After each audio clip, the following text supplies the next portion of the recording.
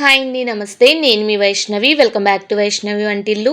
ఈరోజు రాఖీ పౌర్ణమి సందర్భంగా ఒక స్పెషల్ స్వీట్ రెసిపీనైతే మీకు చూపించబోతున్నాను. పిల్లలు సైతం చాలా ఈజీగా చేసుకోగలిగే స్వీట్ అండి. చాలా తక్కువ ఇంగ్రీడియెంట్స్ తోటి చాలా క్విక్‌గా అయిపోయే ఈ రాఖీ స్పెషల్ స్వీట్‌ని ఏ విధంగా చేయాలో చూపించబోతున్నాను.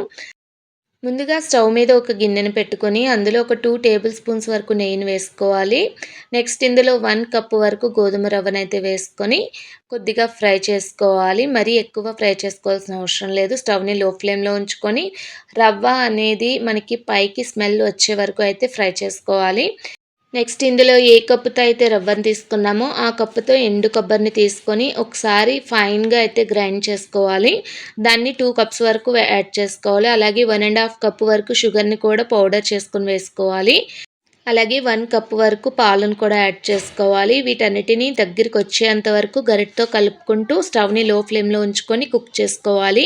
ఇలా పంచదార అంతా కరిగిపోయి మనకి దగ్గర పడిపోయిందంటే అది ఆల్మోస్ట్ కుక్ అయిపోయినట్టే. అప్పుడు స్టవ్ ఆఫ్ చేసుకొని ఇందులో 1 టేబుల్ స్పూన్ వరకు ఇలాచీ పౌడర్ ఏసుకొని ఒకసారి బాగా కలుపుకొని దీన్ని సగం కింద చేసుకొని ఒక 2 డివైడ్స్ కింద చేసుకోవాలి. ఇప్పుడు దాన్ని ఒక నెయ్యి అప్లై చేసిన బౌల్‌లోకి సగాన్ని ట్రాన్స్‌ఫర్ చేసుకోవాలండి. మనం ఈ ప్రాసెస్ అంతా ముందుగానే చేసి పెట్టుకుంటే మనకి ఇది వేడిగా ఉన్నప్పుడే ప్రాసెస్ అనేది తొందరగా అయిపోవాలి. ఎందుకంటే ఇది చల్లారిందంటే గట్టి పడిపోద్ది. ఇలా వేసుకున్న తర్వాత ఒకసారి పైన అదిమి పెట్టుకోవాలి. ఇప్పుడు మిగిలిన దాంట్లో కొద్దిగా ఫుడ్ కలర్ వేసి మిక్స్ చేసుకోవాలి. వాటర్‌లో యాడ్ చేసుకొని ఫుడ్ కలర్ అవాయిడ్ చేసేవాళ్ళు సాఫ్రాన్ అయినా యూజ్ చేయొచ్చు. ఇదంతా మట్టికి మనకి వేడి చల్లారక ముందే ప్రాసెస్ అంతా కంప్లీట్ అవ్వాలండి. అది టైట్ అయ్యిందంటే మనకి చేసే బర్ఫీ నీట్‌గా అయితే రాదు.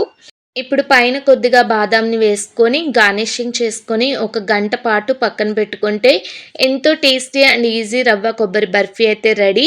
పిల్లలు సైతం చాలా ఈజీగా చేసుకోవచ్చు. చాలా తక్కువ ఇంగ్రీడియంట్స్ అండి. 3 ఇంగ్రీడియంట్స్ తోటి ఈ రాఖీ పౌర్ణమి రోజు చాలా ఈజీగా చేసేయండి. చాలా టేస్టీగా ఉంటది.